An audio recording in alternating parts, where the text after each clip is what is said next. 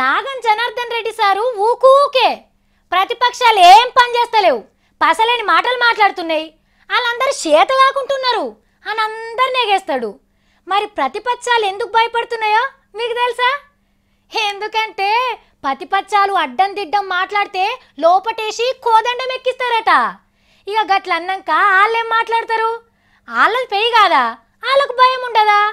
ఇప్పటి సంది సర్కార్ మీదకి అత్తిపత్తి మాటలు బంద్ చేయండ్రి, లేకుంటే సన్నత్ నగర్ టైగరు మీ పని చేస్తాడట.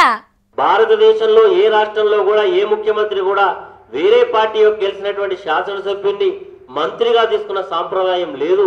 సీనన్న సినిమా మంత్రి అయిన కాంచెల్లి ప్రతిపక్ష పార్టీలు దినాం చదివే దండకం ఇది. ముచ్చటేదైనా కొసరెళ్లే వరకు ఖచ్చితంగా తలసాని శ్రీనివాస్ యాదవ్ సార్ పేరెల్లుడైతే ఖాయం. ఇక మంది జాపిస్తే మంత్రికి ఏమవుతుంది కానీ పక్క పార్టీలు అన్ని ఏలు పెట్టి చూపించేసరికి సార్కు జర సురుకు గట్టిగానే తగినట్టుంది. ఈగేమున్నది, నా వాళ్ళ సర్కారును ఇరుకనియద్దు కొరకనియద్దు అని తల్వారు నూరుకుంటా బయటకు వచ్చిండు ప్రతిపక్షాల మీదకి సింగల్ గాని. మీరు అడ్డం పడ్డా పొడుగు పడ్డా మేము అనుకున్నదే చేస్తాం, మీరెంత మీ లెక్కెంత అని కూరల కలమాగ లెక్క తీసి పడేసిండు ప్రతిపక్షాల లీడర్లను. మాట్లాడితే మీరు ఎట్లా కడతారో చూస్తాం బిడ్డ, ప్రభుత్వం ఉంది లోపటేసి కడతాం.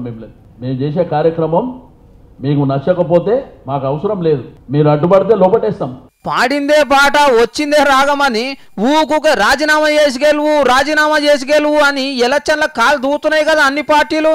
ఇక గామొచ్చడం మీద కూడా గట్టిగానే ఉన్నాడు సీనన్న. నా ఎలక్షన్ అయినా రెడీ అని నేను దేవర్ నుంచి చెప్తున్నా. ఎవడు భయపడతాడండి ఎలక్షన్లకు? సారు కూడా ఎలక్షన్లకు తయారుగానే ఉన్నాడు. అంటిగా అటు ఇటు పోయి స్పీకర్ సార్ తానే ఉన్నది అసలు ముచ్చట. సీనన్న రాజీనామాకు సై అంటే సనత్ నగర్ ఎలక్షన్లు, నై అంటే ప్రతిపక్షాలకు ఓ ఛాన్స్ పోయినట్టే. చూడాలి మరి ఏమవుతుందో. మీ సంగతి అంతా అసెంబ్లీలో తేలుస్తాం, వదిలిపెట్టే సమస్య ఉండదు. ఏదో అడుగుతలేరు కదా మాట్లాడతలేరు కదా అని ఏది పడితే అది మాట్లాడేస్తున్నారు.